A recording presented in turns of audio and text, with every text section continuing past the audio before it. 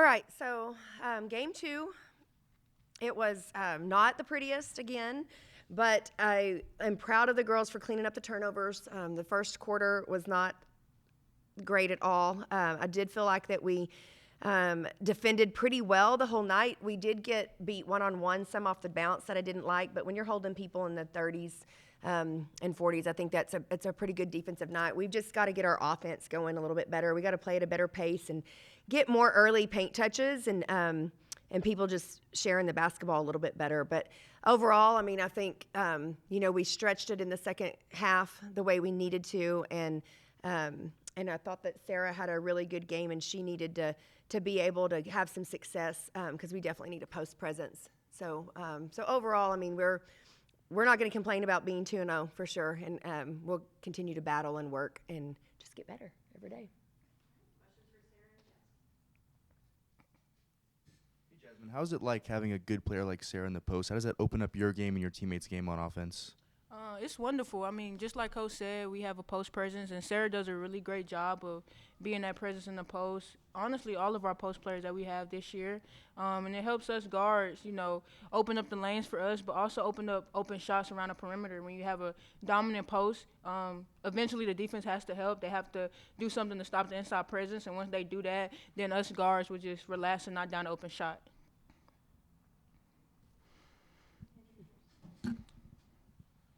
Hey Jazz, you had a very good game tonight. You led the team in scoring. How important was your scoring tonight? Crucial. How was it crucial to the success and the win tonight? Yeah, scoring is good. I mean, it takes really all 5 of us on the court, all 15 of us as a team to really buy in and get this win. I don't want to just say that my scoring really just, helped the team get this win. I mean, I think it was all of us that really dominated. Sarah did a great job offensively on the boards. I had 17 points, but I also had 2 turnovers. That's one thing I'm looking at this year for myself. But my 17 points really contributed, but I'm not going to just make this about me. It was a whole team effort, players, staff. We all bought into this game, and we're 2-0. And Bailey and Sarah both had double-digit points. What does that say about spreading the ball around and just playmaking in general? It's wonderful. I mean, the defense has to, they just can't key on one person on our team. So, you have to guard everybody. And, we had 3 people in double-digit points, but you also have 2 other players on the floor that can, get those points as well. So, the defense, if they want to double on one person, then that's going to leave another person on our team open, and they're willing to make the points just as well. Hey, Sarah, kind of the same thing I asked Jazz. What is it like having a bunch of people around you that can score and shoot the ball? How does that open up your game in the post?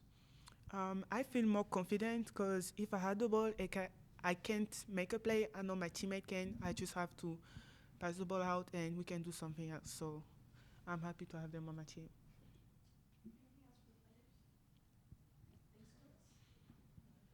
Good job, you guys.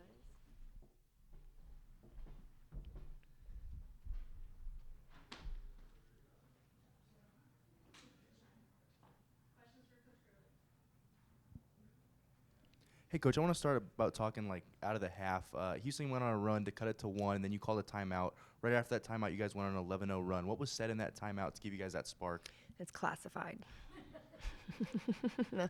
I mean, really, I just tried to challenge them a little bit. That's not how we want to start the third quarter. That's not how we want to start a half. We can't give up leads. We have to build on them. We talk all the time about the first 3 minutes of every quarter, to be honest, but particularly the game and of the second half. We just talked about doing what we're taught to do, I mean, like doing the little things. I didn't feel like that we were guarding one-on-one very well. We were getting beat off the dribble in some situations where I felt like we could control it ourselves and not have to ask for help. We weren't blocking out. We weren't executing our offense. We started the half off with 2 turnovers, and that just cannot happen. So just trying to get their attention a little bit and trying to get them back focused. And I thought they responded really well, and they gave us some good energy coming out of that timeout. Hey, Coach.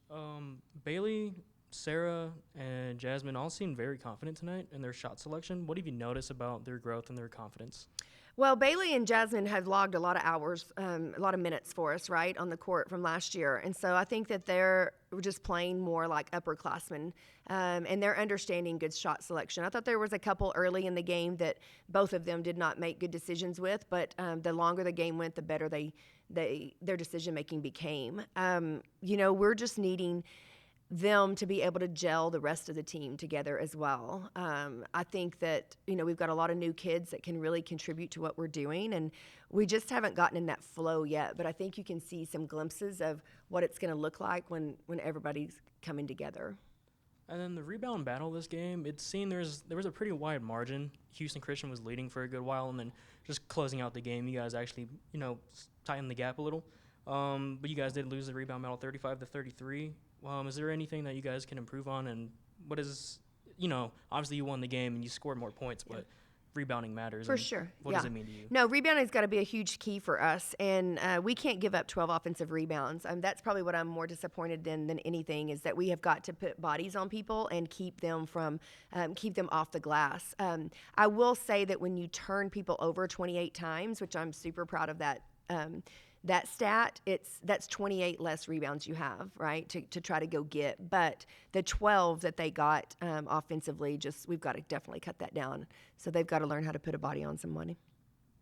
Hey, Coach, you guys outscored Houston 12-0 in fast break points, and you guys seem to be gelling really good in transition. Is that something you want to see more from? No doubt. Yeah, we definitely need to and I think that comes back to his point, right, is that we've got to rebound the basketball to be able to run in transition. And when we do run in transition, we've got to be more disciplined in getting our spots. We're not getting two outlets. We're not passing the ball up the floor. Whoever's rebounding it is going with it, and a lot of times that's fine, but we can get the ball up the court quicker if we'll get in our lanes and we'll pass the basketball up the floor, and that will help our transition game a lot. I really do think this team can be a fast-paced team that scores a lot in transition, but we've got to get the rebounds first. Looking ahead to next Tuesday in New Mexico, can you give any insights into the challenges they bring? Yeah, so New Mexico's a high-scoring team. I have a lot of respect for Coach Bradbury, and he does a great job of playing to his style, which is shooting the basketball at a high clip. So we're going to have to really control the pace. We're going to have to really defend in the full court and not get in a track meet with them, but yet still want to play at the pace we want to play at, right? So we're going to have good shot selection and not let them make it an ugly game.